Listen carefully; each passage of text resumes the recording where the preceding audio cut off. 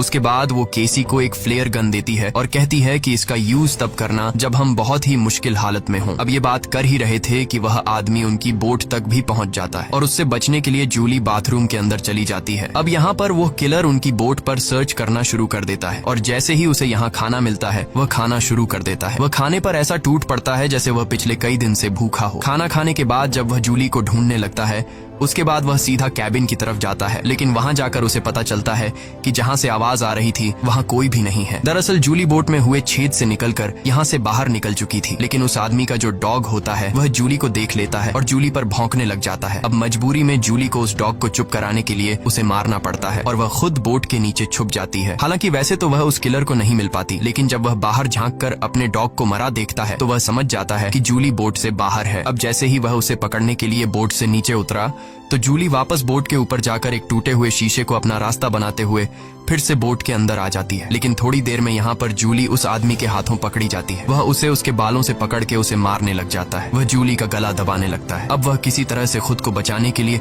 उस किलर से लड़ने लगती है। कैसी जो ये सब केबिन से देख रही थी उसे याद आता है कि ये फ्लेयर गन यूज करने का अच्छा मौका है। वो फ्लेयर गन चला देती है जिससे आदमी दूर जा गिरता है, लेकिन उसे ज्यादा कुछ नहीं होता, बस उन्हें भागने का मौका मिल जाता है और बोट में आग भी लग जाती है। अब जूली जल्दी से अपने दोनों बच्चों को बचाने के लिए उस बोट से बाहर निकल जाती है। बोट से निकलते वक्त वो किलर एक बार फिर से जूली पर हमला करता है, लेकिन इस बार जूली उसे लात मारते हुए पीछे गिरा देती है। बाहर जाने के बाद कैसी और बेन अपने फादर की डेड बॉडी को देखकर रोने लगते हैं। उन्होंने इस सब की बिल्कुल उम्मीद नहीं की थी। बेन अपने पिता की मौत का खुद को जिम्मेदार ठहराता है। वो कहता है कि न मैं वो बलून ऊपर छोड़ता और न ही आदमी उन्हें देखकर यहाँ आता। अब यहाँ पर जूली भी अपने हस्बैंड से लिपट कर रो रही थी कि तभी वो देखती है कि वो किलर उनकी जलती हुई बोट से बाहर निकल आता है और अब उनके लिए यहाँ पर रुकना सेफ नहीं था, इसीलिए वो अपने दोनों बच्चों को लेकर यहाँ से भागती है। कुछ ही देर बाद उनकी जलती हुई बोट ब्लास्ट हो जाती है। भागते भागते ये लोग काफी थक चुके थे, इसलिए ये एक पहाड़ी के पीछे आराम करने के लिए रुक जाते हैं, क्योंकि उन्हें लग रहा था कि शायद इस किलर ने यहाँ उनका पीछा छोड़ दिया है। बेन यहाँ पर भी रो रहा था। कैसी उसे हौसला देते हुए पीने के लिए साफ पानी देती है, लेकिन बेन पानी पीने से भी इनकार कर देता है। जूली अपने बेटे को समझाती है कि इसमें तुम्हारी कोई गलती नहीं, वो तो तुमने मदद के लिए बलून हवा में उछाले थे। तभी जूली ने देखा कि वो किलर अभी भी उनके पीछे आ रहा है। अब तीनों जल्दी से किलर से बचने के लिए भागना शुरू कर देते हैं। भागते भागते ये लोग बहुत थक चुके थे, लेकिन जब भी ये पीछे मुड़कर देखते हैं तो वो किलर उनके पीछे ही आ रहा होता था। अब ये लोग रुकते नहीं,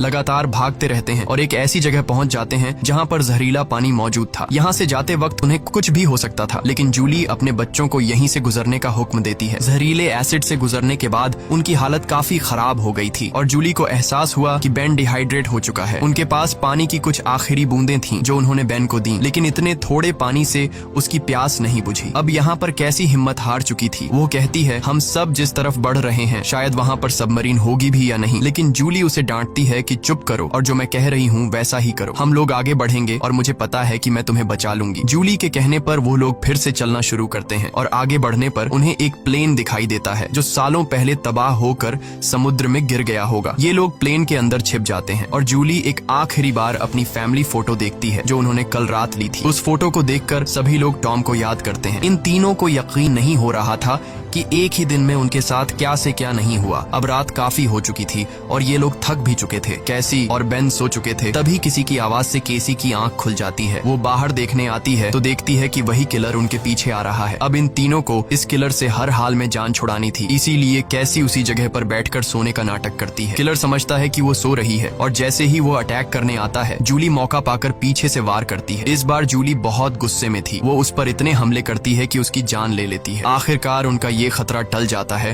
और जूली सुकून की नींद सो जाती है। सुबह जब वो उठते हैं तो देखते हैं कि किलर की बॉडी बहुत बुरी हालत में है। किसी क्रीचर ने उसे काट काट कर अंदर से खोखला कर दिया था, जिससे उन्हें अंदाजा हो गया कि यहाँ आस-पास खतरनाक जीव हैं। अब उन्हें जल्दी से वहां पहुंचना था जहां कैप्टन की सबमरीन थी। जूली अपना मैप देख रही थी। दूसरी तरफ बेन पानी की तलाश में भटक रहा था। आगे जाकर वो पानी देखता है और बिना सोचे समझे पीने लगता है। जूली ने मना किया था क्योंकि वो तालाब जहरीला था, लेकिन बेन इतना प्यासा था कि उसने जूली की बात न मानी। जूली उसे देखती है और दौड़कर पानी पीने से रोक लेती है, लेकिन तब तक वो काफी पानी पी चुका था। थोड़ी देर बाद बेन बीमार हो गया और चलने की हालत में नहीं था, इसीलिए जूली और केसी वहाँ पर एक शेल्टर बनाते हैं और कुछ देर आराम करते हैं। तभी जूली को अजीब आवाजें सुनाई देती हैं। जब वो बाहर जाकर देखती है तो उसे पता चलता है कि ढेर सारे क्रैब्स उनकी तरफ बढ़ रहे हैं, जिनसे बचने के लिए उन्होंने भागना शुरू किया। थोड़ा आगे चलने के बाद कुछ दूरी पर उन्हें एक बहुत बड़ी शिप नजर आई। ये एक कार्गो शिप थी जिसके अंदर बहुत सारे कंटेनर्स भी थे। इन कंटेनर में ही बहुत सारे लोगों ने पनाह ली हुई थी। इन तीनों को देखते ही वो सभी कंटेनर में जाकर छुप गए। दरअसल वो इन तीनों से नहीं भागे बल्कि उनके पीछे केकड़े आ रहे थे। ये तीनों कंटेनर के पास जाकर गिड़गिड़ाने लगते हैं और दरवाजा खोलने की रिक्वेस्ट करते हैं, लेकिन वो उनके लिए दरवाजा नहीं खोलते। दूसरी तरफ केकड़ों की एक बहुत ही बड़ी सेना उनके पीछे थी, इसीलिए अब उनको खुद कुछ करना होगा। उनके पास कोई और रास्ता तो था नहीं, इसलिए जूलियन और उसके दोनों बच्चे कंटेनर के ऊपर चढ़ने का फैसला कर लेते हैं। जूलियन पहले अपने दोनों बच्चों को कंटेनर के ऊपर चढ़ाती है। अब जूलियन जैसे ऊपर चढ़ती है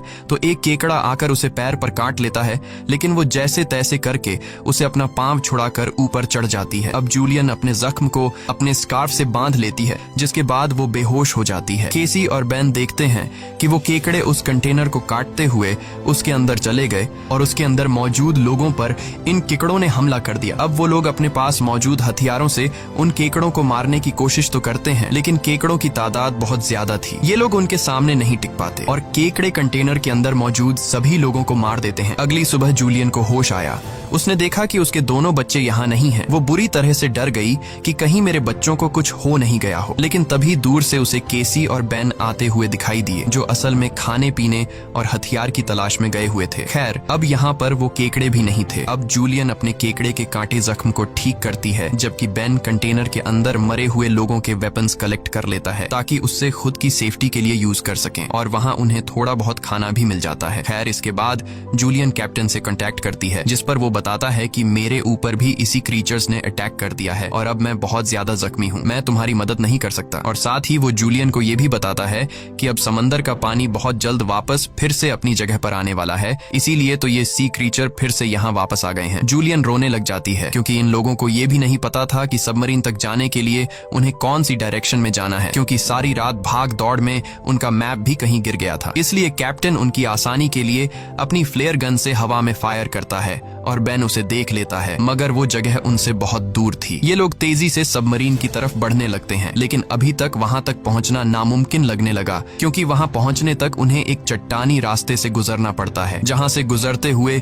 उन्हें शायद फिर से उन केकड़ों का सामना करना पड़ सकता है, जिससे उनकी जान जा सकती थी। अब केसी को भी अपनी माँ पर तरस आने लगता है कि उनकी माँ का क्या होगा। कैप्टन तो हम तीनों में से मुझे और मेरे भाई को सबमरीन में रख लेगा, लेकिन जूलियन का क्या होगा, क्योंकि अब कुछ ही देर में पानी आने वाला है। जूलियन केसी से कहती है कि तुम्हें ये सब सोचने की जरूरत नहीं, जब हम सब मरीन तक पहुंच जाएंगे तो वहां डिसाइड करेंगे कि हमें क्या करना है, और कहती है कि चलो आगे बढ़ो। वहां से आगे बढ़ते हुए उनकी किस्मत उन्हें एक बार फिर से धोखा देती है। वहां पर लैंडस्लाइड होने लगती है, जहां जूलियन जो सबसे पीछे थी उसके आगे आकर एक बड़ा सा पत्थर गिर गया और वो वहीं पर फंस जाती है। अब केसी अपनी माँ के बिना आगे नहीं बढ़ना चाहती थी, लेकिन वो उसे कसम देती है कि तुम हर हाल में खुद को और अपने भाई को बचाओगी। अब इसीलिए केसी अपने भाई को लेकर आगे बढ़ने लगती है। जब वो लोग सबमरीन तक पहुंचते हैं तो उन्हें वहां पर कोई भी नहीं मिलता। ये दोनों जोर जोर से सबमरीन का दरवाजा खटखटाने लगते हैं, लेकिन तभी पीछे से कैप्टन आता है, जो बुरी तरह से जख्मी था। कैप्टन ने बताया कि देखो, सबमरीन में 3 लोग बैठ सकते हैं और मेरे बचने के चांस बहुत कम है, इसीलिए अगर मैं सबमरीन में बैठकर पानी से बचते हुए ऊपर सरफेस तक पहुंच भी जाता हूं,